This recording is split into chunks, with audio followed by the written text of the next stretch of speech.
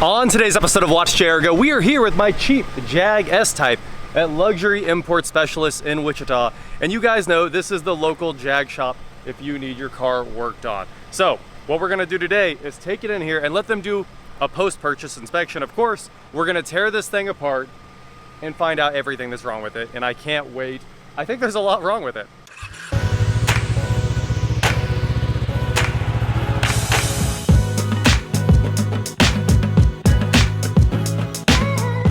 What is going on, guys? I am Watch JR Go, and today, like I said, we are here at Luxury Import Specialists. The Jag, Land Rover, you know, they kind of work on everything, but lots and lots of Jag and Rover around here. If you have BMWs, stuff like that, Mini, Johnny loves working on that stuff. Dana loves working on this stuff. So this is a Jag. We are here with Dana, and his instructions for the day are rip this thing apart. I know he likes to go easy on cars and be like, well, it doesn't hurt anything. No, I want him to tell us every possible thing that could be wrong with the S-Type, and there are a lot of things that are wrong with it. So let's get this thing inside. We're gonna throw it on a lift and figure out, you know, what's going on with the front end. Why is the check engine light on? Why is the engine coolant low? And why does it say restricted performance every once in a while? So we'll also verify, like everyone expects, that none of the fluids have ever been changed, because they haven't. Hey, the parking sensors work. It even has the speaker in the back like a lot of German cars do. That's really cool. Never heard them before. As soon as I mentioned the engine coolant low light, it shut off and there's no more red arrow on the dash. It's just the check engine light. And like I said, we're here with Dana at Luxury Import Specialist, the Jag Master Tech. I'm just gonna throw you into my new ridiculous purchase here. 03, yeah, latest and worst, not latest and greatest. 03 Jag S-Type with the manual. And it looks like, well, it's got a couple issues that I've felt. When you drive it, it'll drive like dead on center, and then when you steer over, it kind of snaps to one side of the wheel, depending on where you steer. Maybe tie rod ends, maybe, you know, who something's knows? worn. Yep. And we have, I've seen the restricted performance come on once or twice. Okay. And usually engine coolant low, but then sometimes it shuts off. And what else? It's got a few other issues, but I feel like you'll find all this stuff if we just jump. Oh, there's a rattle from the cat sometimes. Or maybe the exhaust, maybe the cat. There's a rattle. There's a rattle. But basically, you know these cars better than anyone, so I wanted you to just rip it apart. And see exactly what you bought? Yeah, exactly. Tell me how terrible it really is. Because it drives great. Drove me home from Topeka. I've driven it around a little more, and it's been fine. And you made it to the shop and it didn't fall apart. Made it to the shop. It starts every time, so it's got a lot going for it. Yeah. I guess we'll see here in a little bit. That's right. Well, you already found one and just fixed it instead of mentioning it. The hood struts are, of course, bad. Yep. Wouldn't have it any other way. You still have your engine cover. Hey, that is a bonus. I guess those are typically missing. 90% of the time they're gone. Okay. You know what I didn't know is everyone sells those on eBay. A guy came to buy some parts from me the other day and was like, do you have the engine cover? I was like, no, why would I? Yeah. He wanted it. So. Yep. But on first look here, it doesn't look terrible. You know, I mean, you got a little seeping on the valve covers. Sure. Here and there, which, I mean, you know, for its age, that's to be expected. Oh, you know what? It sure looks like it's full of engine coolant there. Yep. That should have the light off. Do those sensors go bad commonly? Yeah, they can. Belt's a little cracked, nothing major yet. Your power steering hoses are leaking over here, going into the reservoir. Okay. The radiator is new, he did tell me that. And the fuel pump. As I say, it's shiny.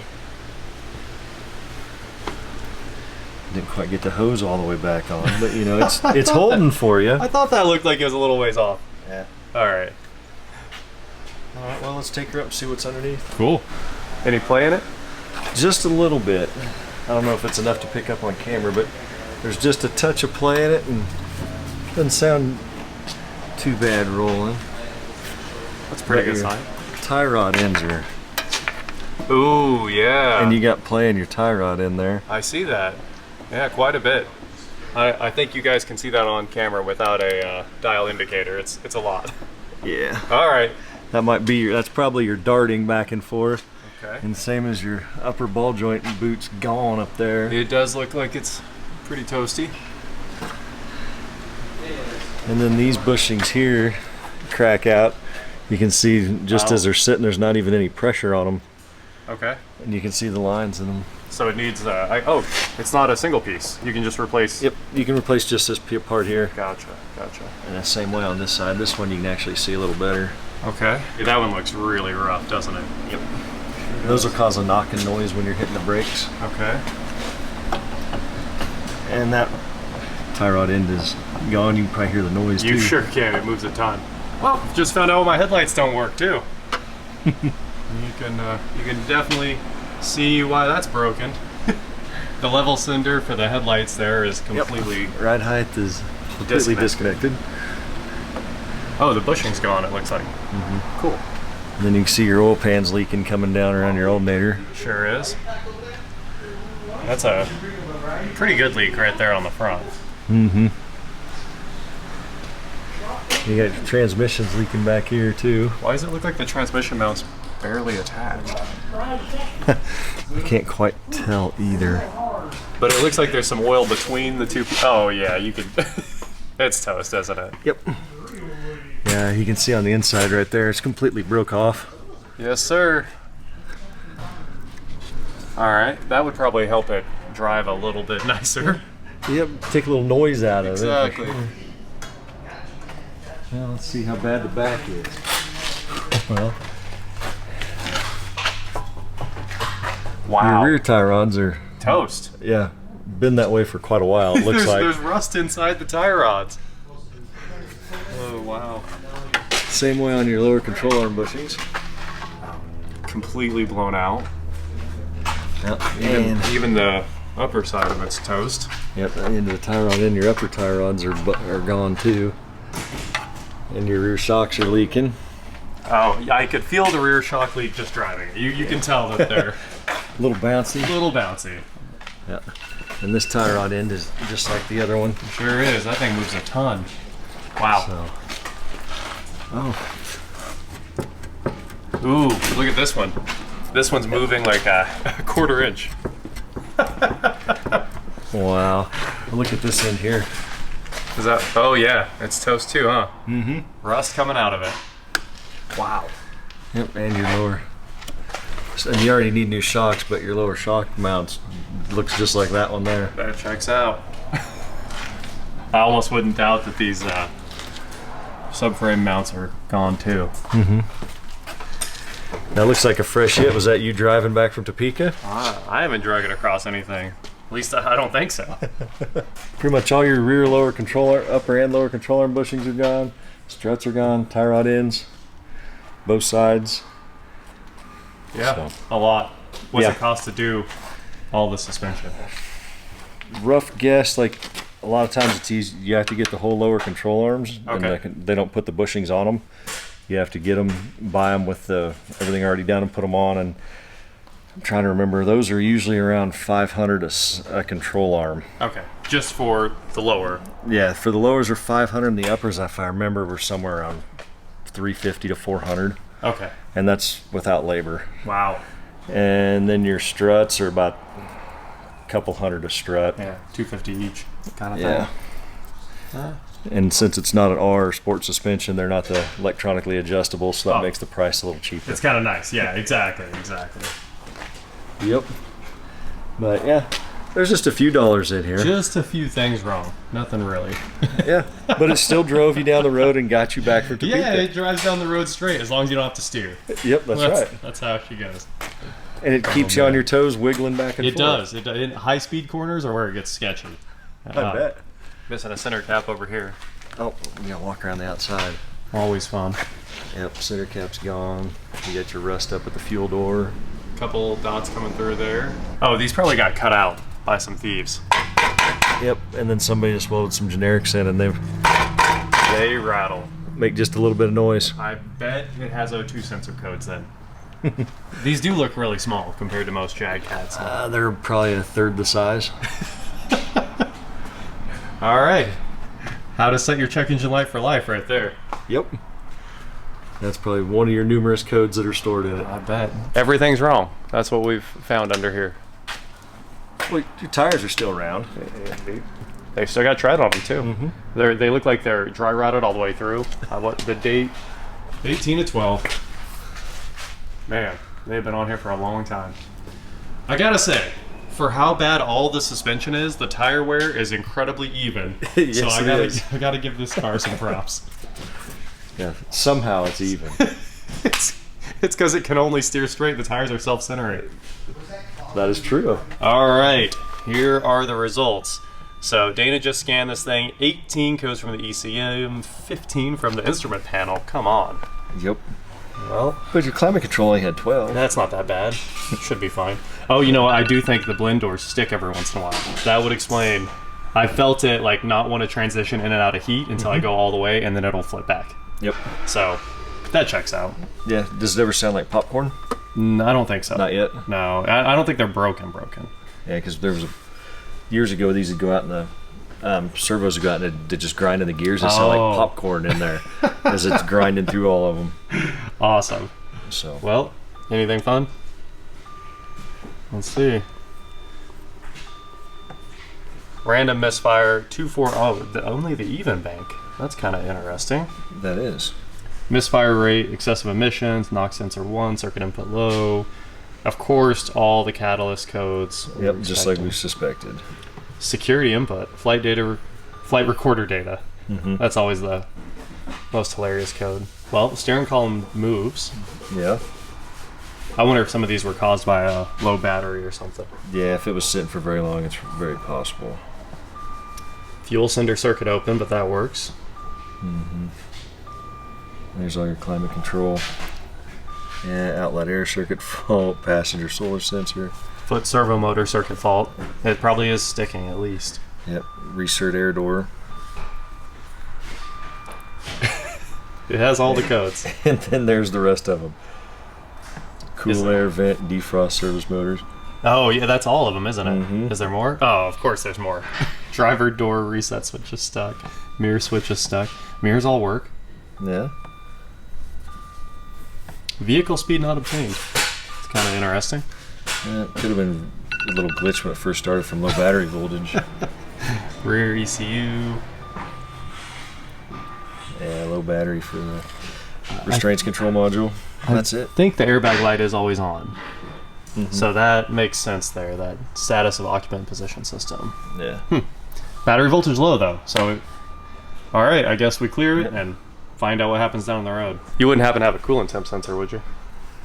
So we can swap it out? Swap it out. Not for one of these. I have for the newer cars. I figured, yeah. But not for one of the older ones. I used to keep them, but we don't see enough of them anymore, though. I bet. You know, I honestly don't see too many of these in general. So. Not like we used to. Okay, we're down to 1 ECM code, 2 climate control, and 1 for the SRS system. Let's see.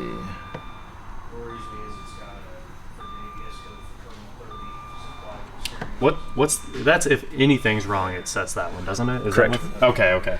Yeah, anytime it sets a check engine light or sees that, it just takes a quick snapshot. Okay. So that way you can see exactly what happened. Like, you know, you can see that you were at 70% throttle at 3,000 cool. RPM. That's actually nice. Like, nice logging. Awesome. Yeah. Okay. So driver solar radiation sensor, passenger solar where are those at?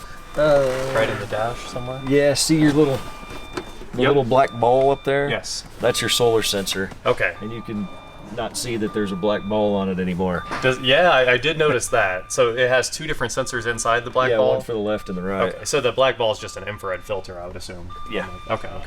And it's all broke, so that's probably where those are coming from. The auto headlights work great. I figured it'd be 1 sensor. Oh, and of course our airbag code is right back. Yep. So that would explain Occupant's position. occupant position system. Front passenger side. Seems like it would be the weight sensor in the seat, but who knows? Yeah, well, it being the position, Yeah. it'll be that sensor in the A-pillar over there. Oh, interesting. Looking back at the face. Okay. Because they'll have a 2-speed airbag in them. Yes. So if you're all the way back in the correct seating position, it'll send it out faster because you're further away from it. Both charges. But if you happen to just be bent over like this, or you have the seat scooted way up and you're closer to the bag, it'll send it out slower. Makes sense. Yep. That's pretty cool. I had no idea. It looked like a microphone, but that's pretty cool that it's a airbag Yeah, and then sensor. the other ones are up here. Okay. You can see it on the driver's side. Oh, yeah. Those are the other ones on the upper position. Also thought those were microphones. And that's what the other ones back here On the B pillar are the same ones, so that way you get a full radius all the way around. That is really cool. Well, what do you think? Was it worth $2,000? That's the real question here. That all depends. It's complicated and it depends. Yeah, it's a good answer. You're probably going to put $5,000 to $6,000 in it to get it back to where it should be. I quickly looked up just one set of the control arms, the fronts. I think you can get the entire set for $1,000, and that doesn't include your shocks, obviously. So $2,000, and then another $3,000 in suspension minimum. Man, that money does go fast, doesn't it? Real quick, and you still have the engine dumping oil out of it from the oil pan. Oil pan, valve cover gasket, and your trans mounts. So, yeah, if you ballparked it, I guess 5,000 is probably the number, huh? Yeah. Just a little more than double and change what the car cost. Yep. Don't forget about the glorious paint job on it. Oh, honestly, it could probably use paint. We looked at it. Some of it's been repainted, like the trunk and stuff, and we decided it probably does need paint at some point. So. Yeah. It's not bad, but it has all these little imperfections from a poor paint job. Well, thanks, Dana. Yep, no problem. Anytime. He asked if we wanted to drive it, but honestly, we've driven it on video, and just looking at the front end, I think we all know what's wrong with it. So. Yeah. You can see why it's darting everywhere. That's right. No driving needed. Yep. Anyway, huge shout out to Luxury Import Specialists in Wichita, of course. Come see Dana if you need your Jag worked on. That is it for today, guys. Thank you so much for watching. Don't forget to head on over to shop.watchjaguar.com for cool shirts just like this. And please, like, share, subscribe, do whatever you want to do, and I will talk to you next time. All that bad suspension, bad transmission mounts, and you get this thing out on the road, and it handles like a dream. I don't understand. I can feel it's a little bouncy in the rear end. Going over that expansion joint right there was a little... But at the same time, was it not dead quiet? And it goes straight down the road. There's no vibration in the shifter. I'm impressed by how good this car is while being absolutely destroyed. Bringing this car back to life is going to take everything. So we're just gonna jump in and get some of the parts coming, some of the most important stuff, like probably the transmission mount and obviously valve cover gaskets, and we need to change the oil. Who knows how long it's been since that was actually changed. Tie rod ends to start with, and we'll just kind of keep working from there. And we did zip tie the ride height sensor back together, and hopefully that stays together for a while. That way the headlights aren't aimed at the ground, because it was really bad. I have to add one thing. I've been driving the S-Type around all day. 3 different people have complimented me and said, man, that looks super nice. And it's all because I cleaned it and vacuumed the interior and made the leather look pretty reasonable.